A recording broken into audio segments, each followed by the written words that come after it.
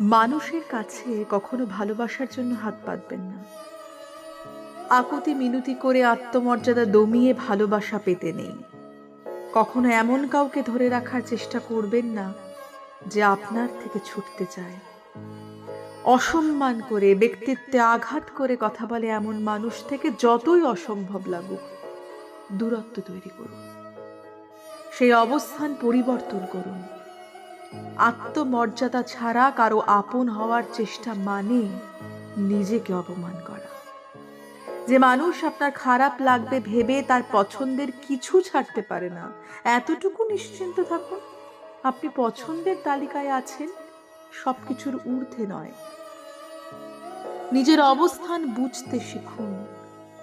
গুরুত্ব চেয়ে নেওয়া যায় না।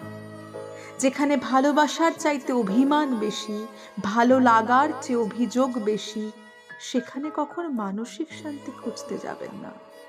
আপনি তখন আরো বেশি ভেঙে পড়বেন। অস্থিরতায় জড়িয়ে যাবে আপনার দেহ।